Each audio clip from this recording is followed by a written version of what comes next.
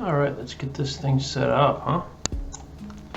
Here we go, and let's hit play. Alright everyone, how's it going? I'm Alex Hunter, and this is writing workout number 5. The story that I'll be reading in a little bit is called Glasshead, and it's in this series that I'm making of my writing process, how I go from not writing while I was focusing on editing all the way back up to a new novel. So I recorded this almost a month ago, and at this point I'm writing very, very short stories.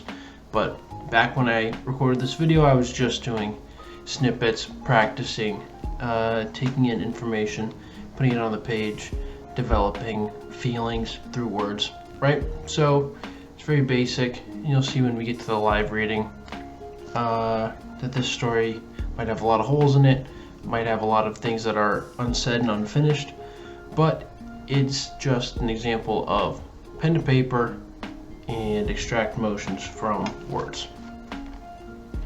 So what I do here is I make my lists of things that I was thinking about and make connections to their derive writing prompts from, and then I'll pick my favorite one and start writing. As we go through this though, I was thinking about how my process has changed over the years and what my process looked like when I started writing fiction, right? So I took a fiction writing course in college, and that's where I think a lot of my confidence in my ability to write really started. And when you take a class like that and you feel like you have some sort of talent, you feel like you're able to produce a good piece of work for people to enjoy, you start to look for examples of how you can turn this into something more successful, right? That's the natural course. How do I turn this into something I can do and be proud of and have more people see and maybe even make a career out of it, right? And all the advice that I was given essentially was try to get published in a literary magazine. It was the advice given during the class. It was a short stories class too, so it's all focused around writing like a 2,000 word short story for publication of some kind. And the recommended readings, for example, one of them was Stephen King's On Writing, gave very similar advice, right? Start out, get some practice under your belt, submit to a literary magazine. If you go to college, most of them have some sort of lit mag, and it might be easier to get your foot in the door that way. And then submit to more prestigious magazines, eventually building your way up to have a little bit of a reputation. And then with that background, you'll be able to submit a longer story to an agent who will help you find a publisher. And so that's the basic structure of how you go from somebody taking their first short story writing class or somebody writing their first short story to publishing a novel with a publisher. And that's how the industry worked from the 1920s, I would say, all the way up to the mid 2000s.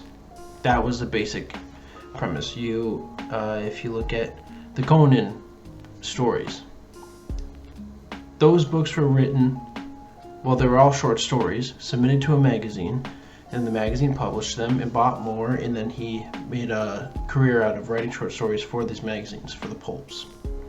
A lot of detective stories and detective writers in the early part of the 20th century, they have the same story, right?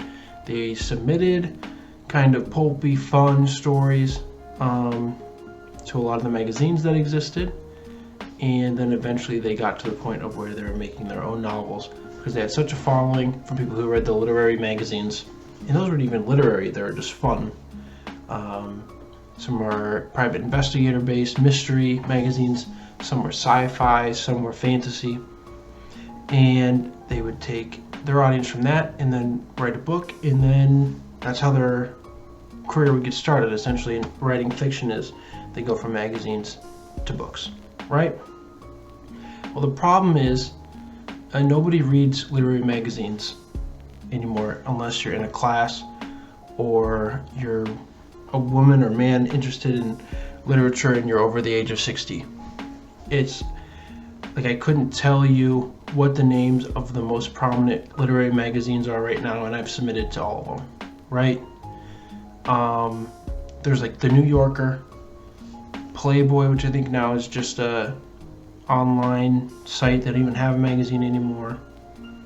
And you can look them up and you can find them, and there's people who organize and provide submission links to you, and fresh submission links every month can be delivered to your inbox for you to submit your short stories to.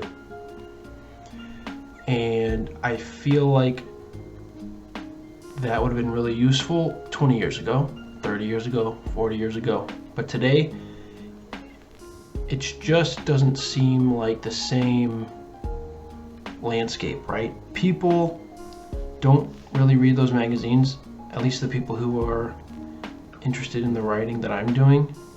And even me as an avid reader and writer, I don't subscribe to any of them. I don't know. The value proposition's not there, and I think if you look at the audiences that most of those magazines have, it's pretty dismal.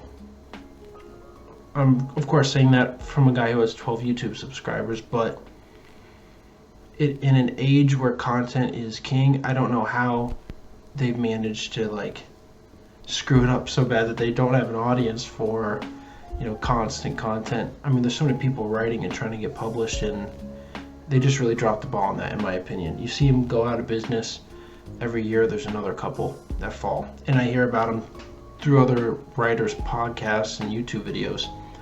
Not even because I follow them. It's just there's another imprint that went out of business. There's another lit mag that people were hoping to get published by that went out of business, and it's a lot of work.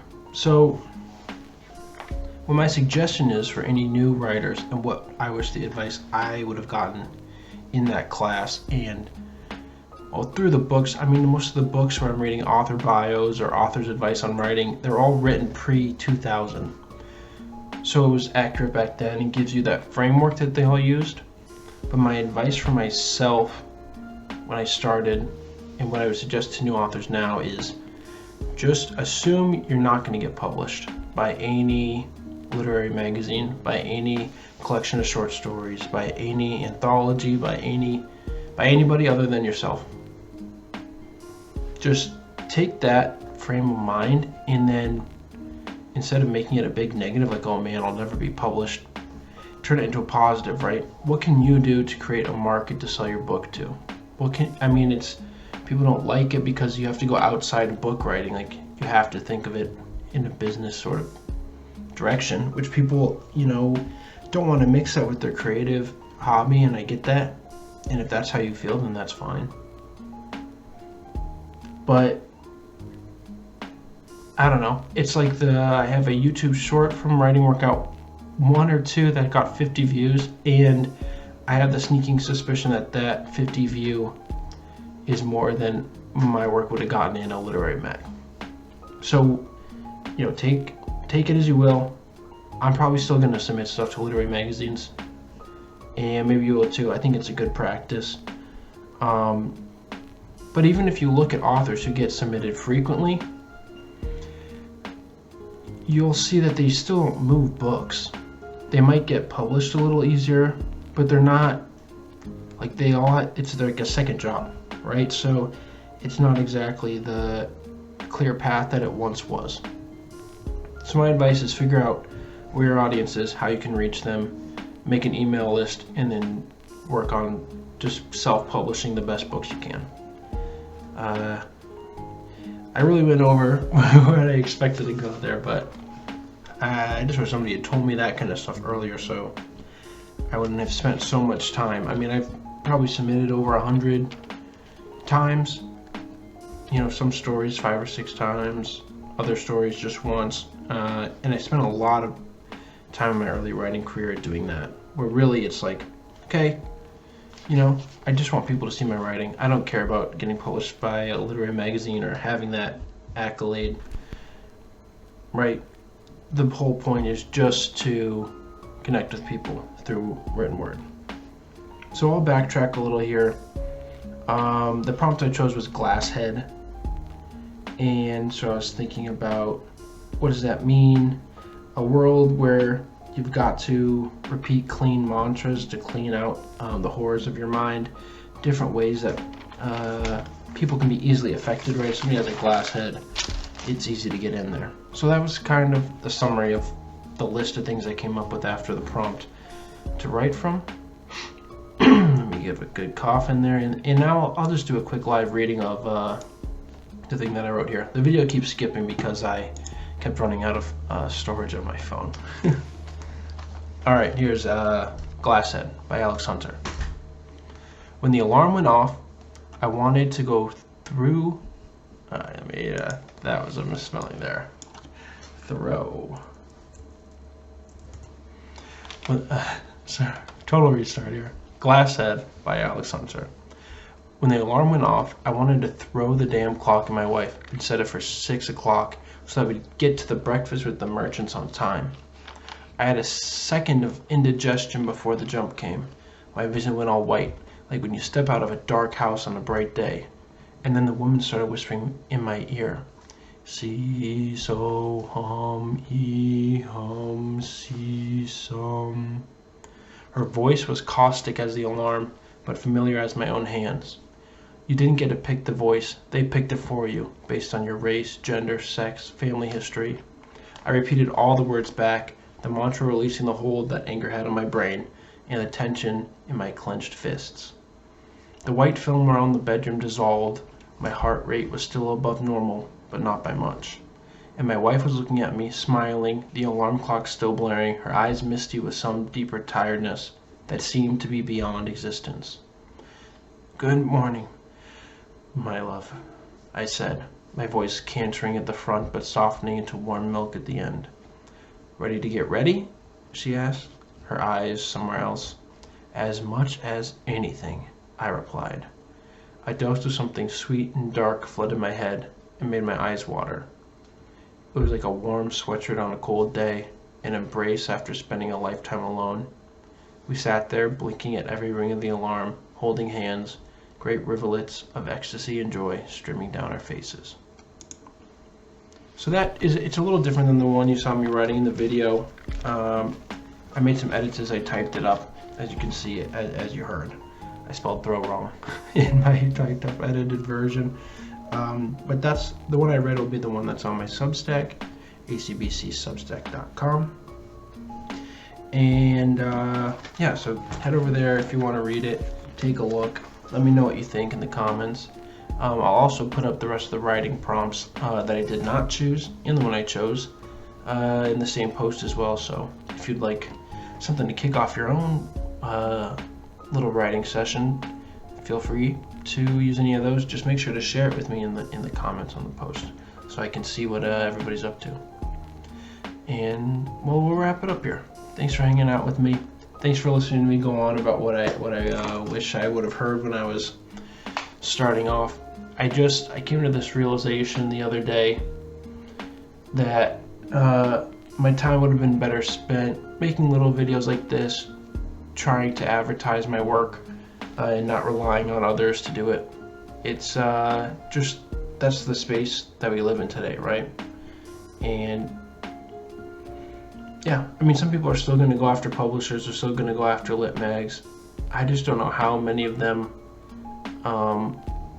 are going to, like, there's this one guy that always comes to mind, and after this I'll wrap it up, so just bear with me. There is this guy who wrote this really great short story in one of these lit mags, right? So one of the things they suggest that you do is, before you submit, you get as many copies of the magazine as possible, read everything that they publish so you know what they like, you know how to frame your mind before you submit something. I have a sneaking suspicion that's most of the people reading the magazine is just authors trying to, you know, scram together some story to get it submitted and feel like they have, you know, that, what do you call it? Just some sort of acclaim from the magazine and assurance that they're on the right track, right? So you get these kind of desperate writers buy up or subscribe to all these past editions of the magazine. So that's what I was doing, And I found this one story I really liked by this guy. And I went to his website. I looked at a couple of the other short stories that he wrote. I thought, wow, these are really great. You know, this guy's doing good. He was, I think, like an electrical engineer full time, but he was going to publish his first book, and he had written it, the cover, the pre-order, everything was on his website, and eventually it came out, and I think he got like 2 reviews, and this guy was great. And so that kind of set me off. This was probably 3 or 4 years ago when this happened. And I was trying to explain to a friend of mine, like, that this is what this guy, you know, he's been working so long. He's a really good writer. He's finally getting published by, you know, a small publisher, but still a publisher. And then nothing really came of it. Right? In terms of monetary, he's still probably an engineer today, unless something changed. I mean, I haven't followed up with the guy. It was just like this little 1-month stint where I was checking in what was going on, just because I wanted to see if I could reflect myself in what he was doing. And the friend I was talking to said, like, that's great. Don't you want that to be your path? Like, he's published, he's been in magazines, he's really produces great work, from what you're saying. And I agreed with him, but I was a little shocked too, because it's obvious that guy doesn't want to be an electrical engineer, right? He wants to be writing. So just that conflict lives in my head, you know? How do you make sure that when you get to that point where you're writing great short stories and everything you write just sings, how can you make sure that you're positioned when that happens to succeed and not have to balance being a master writer with a day job, right? So I feel like doing something like this, trying to be more public with what I'm doing, sharing my work, hoping it inspires other people, you know, I think that's the path forward. So I went way over my time there. Instead of 2-timing one of the writing videos, I'll put it to regular speed just so you have something else to look at other than this ugly mug. But thanks for watching. Again, this was writing workout number 5, Glasshead. I hope you enjoyed the story, and I'll see you next week. Have a good one.